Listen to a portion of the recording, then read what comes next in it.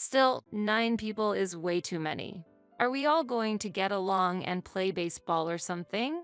Ever since I was a child, I had harbored a dream to live in a charming house like the ones in picture books and to play with a white dog in the garden. But reality was not so kind. Though I finally acquired a house of my own, when I returned from work, it had transformed, almost like a dormitory. I couldn't forgive what had happened. My name is Janet, a 32-year-old office worker. I had devoted myself to my job and worked hard. However, towards the end of my 20s, my friends started getting married one after another. I even went broke from the expenses at weddings. Gradually, I began to feel a sense of urgency and started to actively seek a partner. Janet, when will you show me grandchildren? My father would ask me the same question every time I visited home. Because of this, I grew reluctant to return, and my visits became less frequent. My mother passed away when I was young, and afterward, I was raised by my father, my brother, and my paternal grandparents. My brother married young and built his own house near our childhood home. He has 2 daughters, who are dear nieces to me. You have 2 adorable grandchildren already, so why do I need to have children? But still, you are.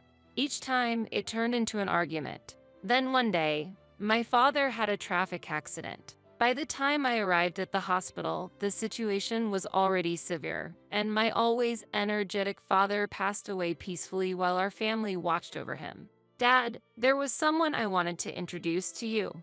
At that time, I had a partner I met through friends. Recently, he had proposed and we had decided to get married. He tended to put on airs, but he was a kind-hearted person. His name was Steve, having lost both parents and my brother having his own new family. It's going to feel a bit lonely, isn't it? After the funeral, back at home, I murmured such thoughts while stroking my cat, Candy. You're not alone, Janet. From now on, I'm your family. Steve, who was beside me, said that, taking my hand gently. He was concerned about me and came to check on me. Let's build a happy family together. I believed I could have ordinary happiness. At that time, I couldn't even imagine what would happen next. Welcome, though it's a bit cramped. We were welcomed by Steve's parents when we visited for me to introduce myself to them. His mother was very active and cheerful. I felt a bit nervous as soon as I entered the room. I thought we would be meeting just his parents, but there were also his grandparents, Steve's brother, his wife, plus their 2 boys. Nice to meet you. There were so many people. Steve's family home, built by his grandfather, felt a bit old and run down. To be honest, it seemed quite ancient. However, his family welcomed me warmly despite my nervousness. On our way back, I said to Steve, there were so many people today. It must be even more chaotic during holidays and Christmas. He laughed and replied, really, it's cramped. I wonder how they manage to live there every day.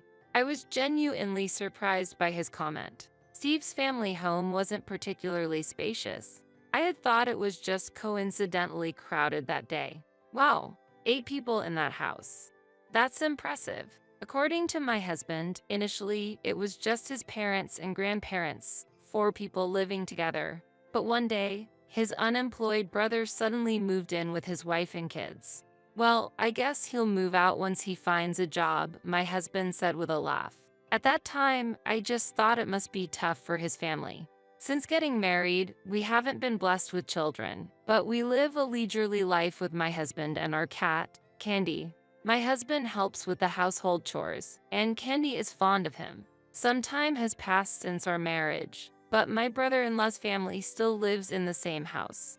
The walls are filled with children's scribbles, and my mother-in-law has accepted the situation, laughing it off as a joke. Vanessa, my brother-in-law's wife, always looks tired. She is older than my brother-in-law and close to my age, so we developed a good relationship quickly.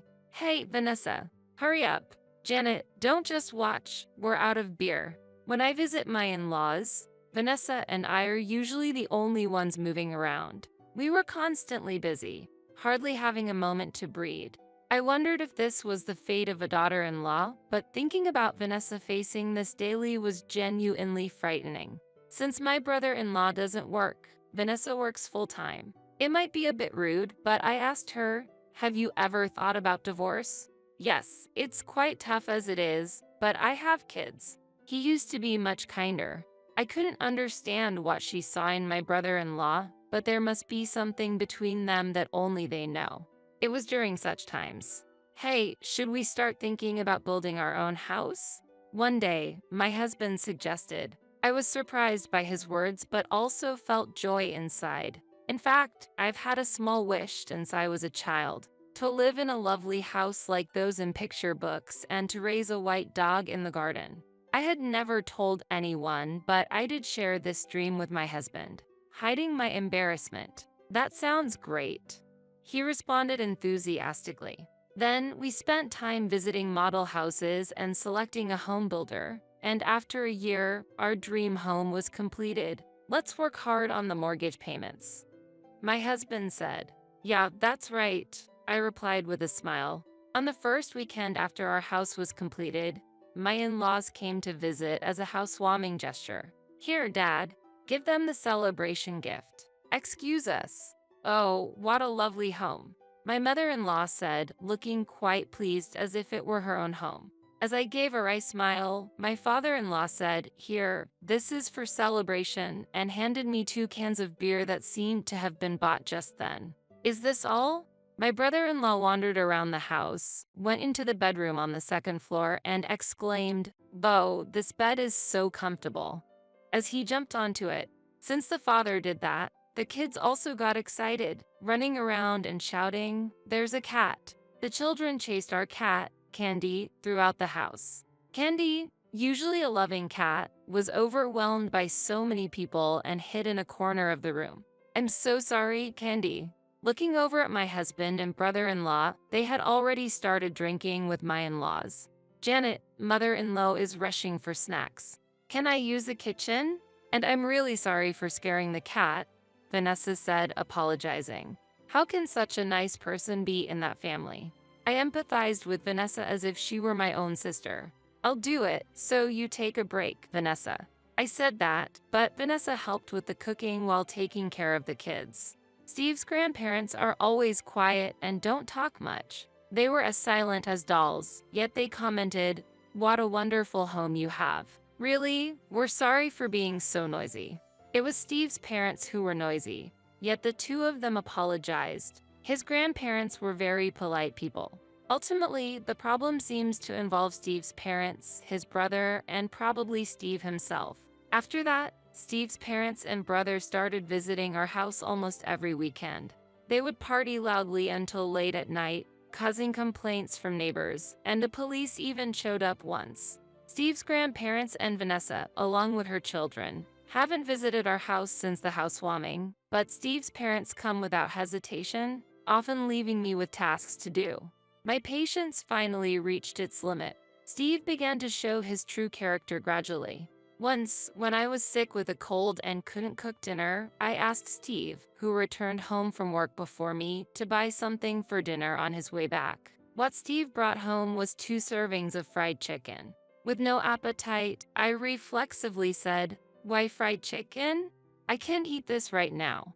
Without getting angry, Steve replied, what are you talking about, Janet? You need to eat properly and get better, especially now.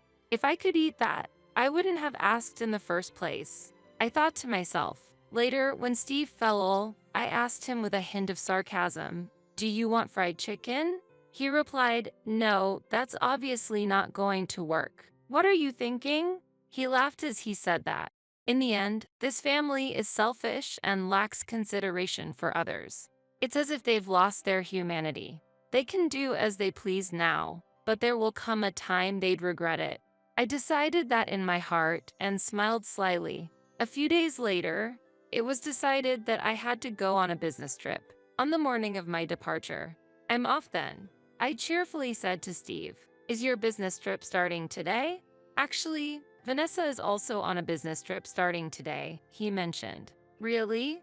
I had no idea. What a coincidence, I replied, to which he laughed. My parents are in trouble because they don't have anyone to help around the house. Seeing him laugh, I thought to myself, this man is terrible. Days passed busily while I was away, and a major storm hit. I asked Steve about the situation. I'm fine, but the family home had some leaks due to the rain. He responded. I felt resigned thinking about the aging family home. The day I returned home arrived. As I approached my house from the station, I heard loud laughter. I wondered if someone was having a barbecue in their yard. It was so noisy that I thought it might cause complaints from the neighbors. Then I was shocked to realize the loud voices were coming from my own home. Hesitantly, I opened the door to find a multitude of scattered shoes and walls filled with scribbles. Stunned by this unexpected scene, Steve, already drunk, greeted me. Oh, Janet, you're back. Angered by his blatant disregard, I stepped into the living room to find Steve's parents and brother also inebriated, with Vanessa busily preparing snacks for them. Steve's grandparents remained as calm as ever, while the children used the walls as their canvas, happily drawing. There was also an unfamiliar young woman present. There was too much information to process. I couldn't organize my thoughts. What exactly is going on here? I tried to have a calm conversation with Steve, asking him quietly, What? Didn't I tell you? The storm caused a leak in the family home. He replied, I understand that, but why here? According to Steve, the family home was severely affected by the storm, and our house was chosen as the refuge for his family. While Vanessa was on a business trip, Steve, his parents, and his brother discussed the next steps. We all thought it would be great to live here together. Steve proposed proudly. What? I couldn't grasp what he was explaining. While I remained silent, Steve's parents cheerfully said, We're family, and there's enough space, so it's fine. There's no problem, Janet. Sure, the walls are a bit dirty, but that's just the kids doing. My brother-in-law stated nonchalantly. Who is that woman? I asked about the unfamiliar woman relaxing on the sofa. Oh, her? She's a friend of mine and Vanessa. My brother-in-law turned to Vanessa for confirmation, and she smiled kindly, saying, Yes, that's right. She got kicked out of her place, and when she asked for advice, my brother said it was okay for her to stay here. My brother-in-law explained, Nice to meet you. The woman responded, but I was completely lost. In the not-so-large living room, there were 9 adults and 2 children. The house was messy, and the walls were covered in scribbles. It was hard to believe this was a new home. The family was loud, creating an atmosphere like a dormitory. I became furious at the situation. Still, 9 people is way too many. Are we all going to get along and play baseball or something? Then, I realized something. Wait, where's Candy? Our beloved cat, Candy, was nowhere to be found. When I asked Steve and the others, everyone claimed they hadn't seen her. As I searched for Candy, my nephew informed me, well, when Grandpa opened the window to smoke outside, Candy just slipped out. My brother-in-law glared at his son, who shared this information, as if he was saying something outrageous. Why would you do that? I've told you to be careful when opening the windows. I said, tears welling up. To that, Steve indifferently replied, Well, if it's about a cat, we can just get a new one. Why are you making such a fuss? If you want a divorce, that's fine by me. Steve said this with a smirk. I challenged his provocative attitude. Did you just say divorce? Yeah, I did. If you're willing to apologize, maybe I'll reconsider, he replied. How he and his family could be so confident, smirking proudly, was beyond me. However, calmly I said, Is that so? Then sign this, presenting the divorce papers already signed by me. I went to retrieve my packed bags from the room and told Steve calmly, Have you signed it? Why haven't you signed it yet? I'm busy, you know. My preparedness surprised Steve and his parents. As Steve struggled to hide his irritation at my provocation, his mother exclaimed, Steve, divorce this foolish wife quickly. The house is completed. We don't need her anymore. You'll regret getting divorced. Steve remarked, but there was nothing for me to regret. What are you talking about? You're the one who'll be in trouble. Just sign the divorce papers, I responded. After ensuring Steve signed the divorce papers, I stored them in my bag, then approached my brother-in-law, presenting another set of papers. Please sign this as well. What? When did we get married? My brother-in-law, laughing, looked at the filled-out wife section. Hey, Vanessa, this is Vanessa, with a cold gaze, urged him to sign the divorce papers. We're getting a divorce. Please sign it quickly. Vanessa, this betrayal is unforgivable. My father-in-law condemned, but Vanessa remained resolute in her decision. Even I could see that Vanessa was treated like a domestic worker in her own home. Most of the income she earned was handed over to her husband, except for a small amount allocated to household expenses. He squandered that money as he pleased, and the unknown woman sitting on the sofa turned out to be his mistress.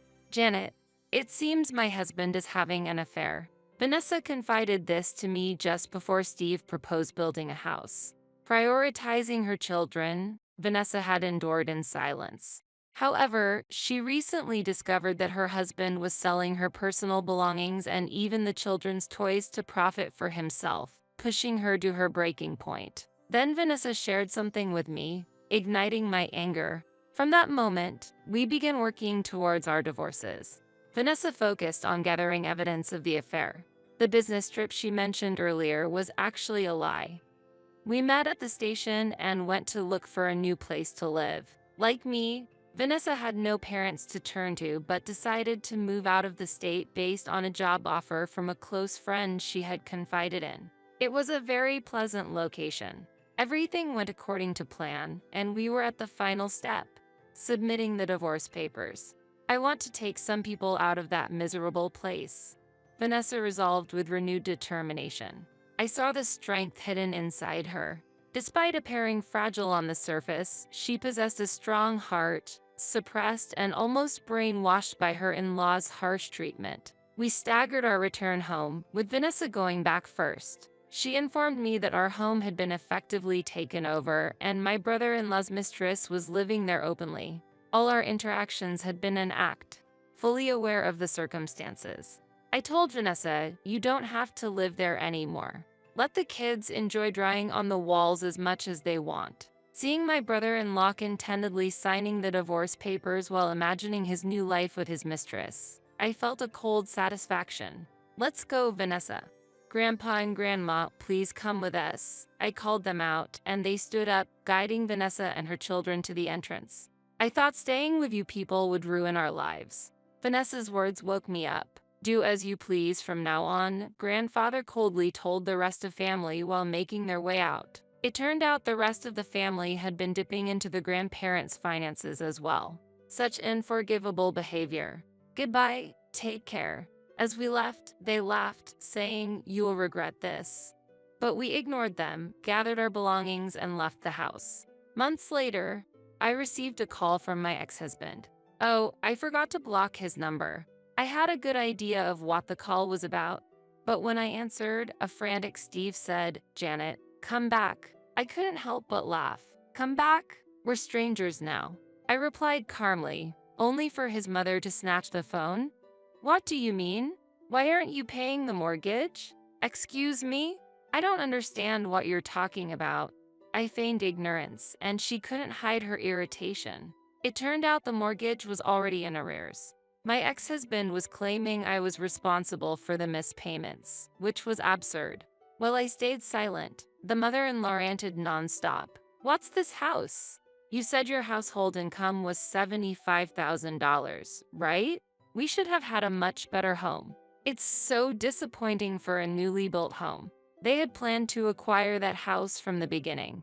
Vanessa had informed me of my husband and in-law's scheming. Indeed. But with your son's annual income of $30,000, the bank wouldn't lend much. If we had taken out the mortgage jointly, maybe we could have built a better house. Hearing this, the mother-in-law shouted, Steve, what's this about? This isn't what we discussed. I could hear my ex-husband and former mother-in-law arguing over the phone. Ignoring that, I hung up the phone and made sure to block his number.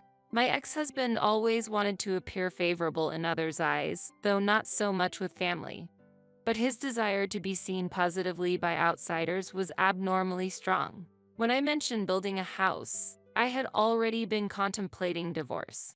Unbeknownst to my ex-husband, I provoked him by saying, "A friend's husband took out a mortgage by himself. That's impressive, isn't it? Perhaps wanting to make a good impression on the banker, he decided to take out the mortgage himself. It was hard to contain my laughter. He must have been terrified to reveal the truth to his family, but for me, it was a trivial matter.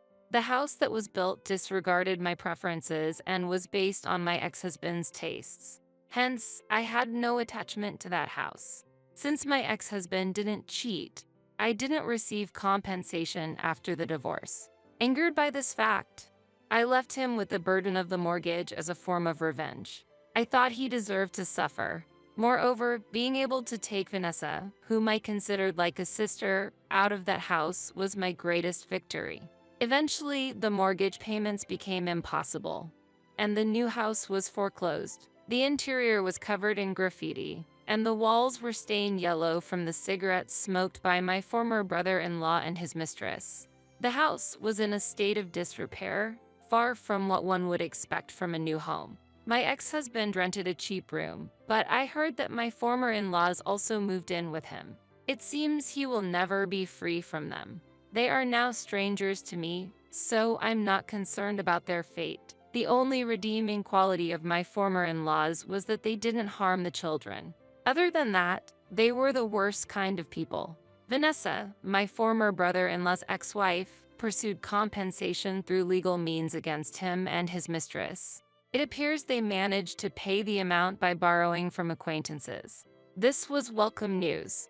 The incident made them outcasts in the community, and now their whereabouts are unknown. They haven't repaid their loans, causing dissatisfaction among those they owe. Vanessa is now living fulfilling days working at a friend's company.